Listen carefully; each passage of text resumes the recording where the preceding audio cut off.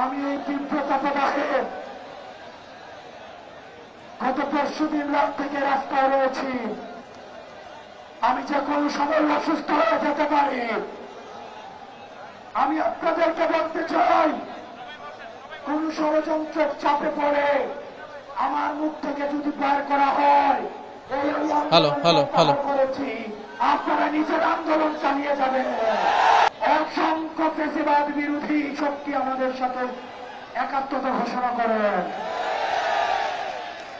আমরা স্পষ্ট করে বলতে চাই,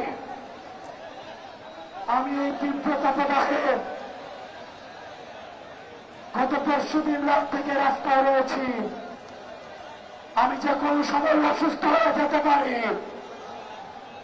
আমি আপনাদেরকে বলতে চাই, কোন ষড়যন্ত্রের চাপে পড়ে আমার মুখ থেকে যদি বের করা হয়, এই আন্দোলন করেছি, আপনারা নিজের আন্দোলন চালিয়ে যাবেন।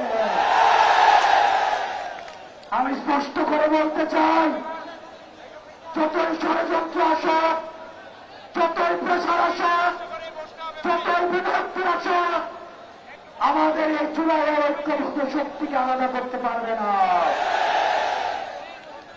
আমি যদি পরবর্তীতে কোন ধরনের ঘোষণা নাও দেই, আপনাদের মঞ্জিলে মাকসুদ হচ্ছে এই কোন সন্ত্রাসী সংগঠন আওয়ামী লীগকে নিষিদ্ধ করা। আওয়ামী লীগকে নিষিদ্ধ না করা পর্যন্ত সংগ্রামী ভাইয়েরা, সংগ্রামী বোনেরা, আপনারা এই রাজপথ ছাড়বেন না। 2013 সালে যে শাহবাগ হয়েছে, এই শাহবাগে ফ্যাসিবাদের প্রদর্শনী শোনা গিয়েছে। আমরা এই শাহবাগ থেকে ফ্যাসিবাদের পতন ধ্বনির আমরা কফিনে শেষ পেরেকটা মারব। আপনাদেরকে বলতে চাই, আপনারা বিচ্ছিন্ন কোন গ্রুপে গ্রুপে আলাদা হয়ে আপনারা আলাদা করে মিছিল করার প্রয়োজন নাই। আমাদের মত, আমাদের পথ আলাদা হতে পারে, কিন্তু আওয়ামী লীগ নিষিদ্ধ করার প্রশ্নে আমরা সবাই ঐক্যবদ্ধ।